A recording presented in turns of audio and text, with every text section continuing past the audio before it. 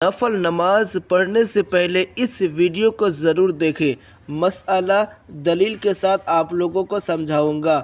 یہاں پر دیکھیں مسئلہ نوافل یعنی جو نفل نماز ہم پڑھتے ہیں اور سنت غیر مؤکدہ میں قاعدہ اولیٰ یعنی جو 4 رکعت نماز پڑھتے گئے تو 2 رکعت میں جو بیٹھتے گئے اور التحیات یعنی تشہد پڑھ کے ہم التحیات مکمل کر کے کھڑے ہو جاتے ہیں اور کچھ نہیں پڑھتے ہیں، ٹھیک ہے۔ 2 رکعت میں جو بیٹھتے ہیں انہیں قاعدہ اولیٰ کہتے ہیں۔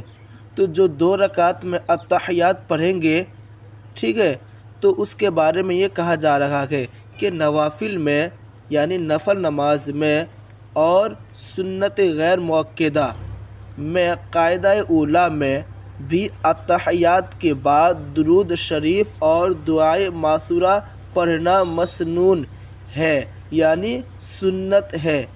جب ہم نفل نماز پڑھیں گے تو نفل نماز جب پڑھیں گے یا سنت غیر مؤکدہ تو ہم کیا کرتے تھے؟ صرف التحیات پڑھ کے کھڑے ہو جاتے تھے، لیکن اب ہم کیا کریں گے؟ جب بھی ہم نفل نماز یا سنت غیر مؤکدہ پڑھیں گے تو التحیات کے بعد درود شریف پڑھیں گے۔ جو درود شریف پڑھتے ہیں درود ابراہیمی اللہم صلی علی جو ہم نماز پہ پڑھتے ہیں وہ پڑھیں گے، اور دعائے معثورہ جیسے اللہم اغفر لی ولوالدی یہ جو پڑھتے ہیں اور بھی دیگر دعائے معثورہ جو پڑھتے ہیں تو یہ بھی پڑھنا کیا ہے؟ سنت ہے، مسنون کہتے ہیں سنت کو۔ تو یہ دونوں پڑھنا سنت ہے۔